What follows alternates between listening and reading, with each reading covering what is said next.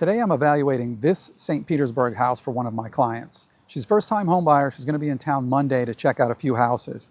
So the question is, should we go see it? And I want to show you how, as a realtor, I break down listings before we schedule a showing. So let's break this one down. My client is single. She's looking for a 2-bedroom, 2-bath, or even a 2-bedroom, 1-bath house, at least 1,000 square feet. She's got a little bit of cash to do some renovations if need be, so it doesn't have to be in perfect condition. And she's pretty flexible on layout and neighborhood, but would prefer to stay in the central St. Pete area. She's going to be getting conventional financing, and her budget is maxed out at $450. And smartly, she doesn't want to go that high if at all possible. She'd rather go lower and then maybe build some sweat equity doing a little bit of renovation. Is coming up here on the left. And so I'm going to just spin around here so we can get a decent look.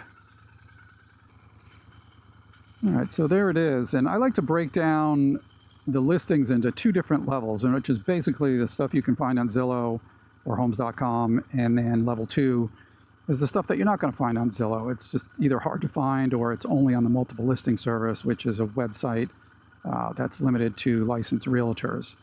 So let's just jump into this one and start with the level 1 stuff. The price or the list price is at $415,000, and it's been on the market about a week. It's a 2-bedroom, 2-bath with 1,044 square feet.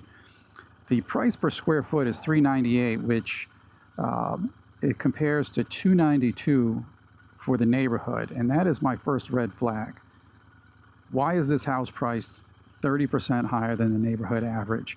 And I would encourage you not to ignore those numbers and to look for them before you schedule a showing.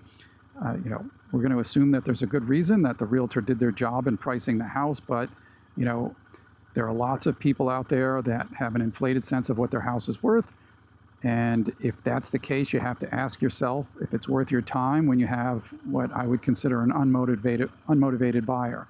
So let's take a run through the photos here. I mean, this is a nice, good-sized corner lot with a circular driveway. It's almost a brand new vinyl fence. There's not a ton of landscaping, but it is actually pretty nice. The last sale was in 2014, and based on the old pictures, I can see that the interior has been completely remodeled since then, and then the exterior has been painted. Most of the houses in Disston Heights were kind of basically the same floor plan. They all started as 2-bedroom, 1-baths, and a lot of people added a second bathroom in the garage, which is obviously not ideal, but this house, they added a little bit in the back, and they added a second bathroom back there, which is really, really nice.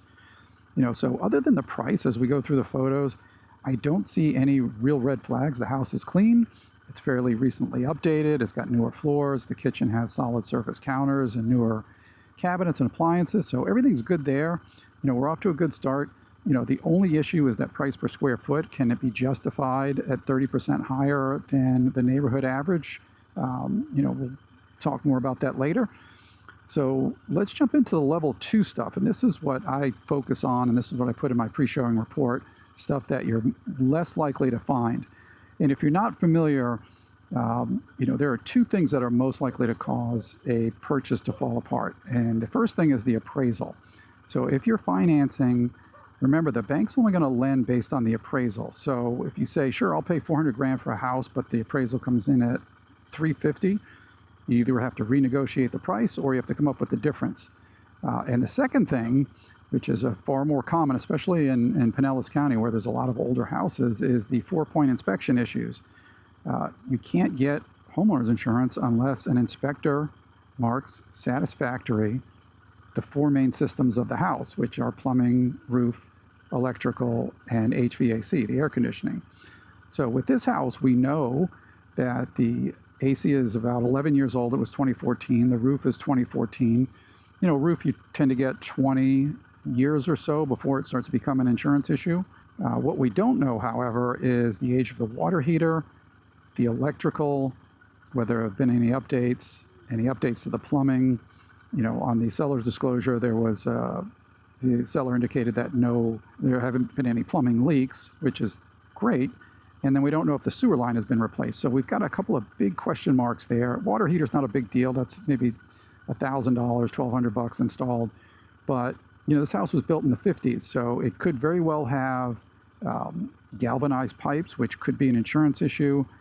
Also, the fact that if it's the original pipes, they're 70 years old. Those pipes only last maybe 40 years, maybe 50 before they start to get brittle and crumble.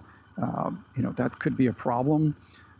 And I can see from a photo here of the garage that the electrical panel at least looks newer. I don't want to say 100% that it is, but it certainly doesn't look 70 years old. So fingers crossed there. And again, any unsatisfactory mark on a 4-point inspection means you won't be able to get homeowner's insurance until it's fixed or replaced, which means you'd have to either negotiate it or pay for it yourself. A couple of other things we need to know is that the flood zone is X, and if you're buying a house anywhere in Florida, get used to looking up the flood zone. X or X500, especially in the Tampa Bay, Pinellas County area, is good. You won't be required to get flood insurance. This house also has solar panels, and oftentimes these things are financed by the owner, and a new owner would have to take over any unpaid balance. And we don't know on this one. I prefer that they put that in the listing, and if we decide to go see this house, I'll call the listing agent to find out if that's the case. But you can make a deal if there's still a balance on the panels. Obviously, you can make that part of the negotiation that the seller pays off the panels, but it would be nice to know if there's a balance. So looking at the photos, looking at the seller's disclosure, digging into the past listings, really there's only a couple of issues here, and that is we don't know the age of two systems, the plumbing or the electric. The flood zone is X, so we're in good shape there. We don't know if the panels have been paid off. So really the only real red flag that we can maybe do a little bit more research on is the price, which is 30% higher than the rest of the neighborhood. But there is a house close by, a few streets over, at 4435 34th Avenue, also a 2.2, 1,100 square feet, and they have that one listed at $385, but it's completely outdated. So what is that? That's 30 grand less for roughly the same size house. I mean, you can't remodel a house for 30,000, so they both might be overpriced. Who knows? Because we really want to look at sales and not other listings to determine whether or not a house is overpriced. I would guess that part of the reason here is we've got that second bathroom that's not in the garage, which is great. If that solar is paid off, I mean, you're literally talking maybe a couple of $1,000 a year in savings on electrical bills. So all of that said, there's nothing so concerning here that we wouldn't at least take a look at this house. I'll find out about those couple of other things, but otherwise, absolutely, this is going to be a good house to see at $415 for just over 1,000 square feet, updated. We'll take a look at it. We'll schedule a showing and see what happens there. I hope you enjoyed our little breakdown of the house on Leslie Lake Drive here in Disston Heights in St. Petersburg, Florida. So do yourself a favor, get your realtor to do a pre-showing report. I do it for all my clients. Again, my name is Steve Reynolds. I'm a realtor here in St. Petersburg, Florida with Coldwell Banker. If you're relocating to the area, or if you're looking to buy in St. Peter surrounding areas, give me a call, shoot me a text, send me an email. I'd love to help you out. And with that, I will see you next time.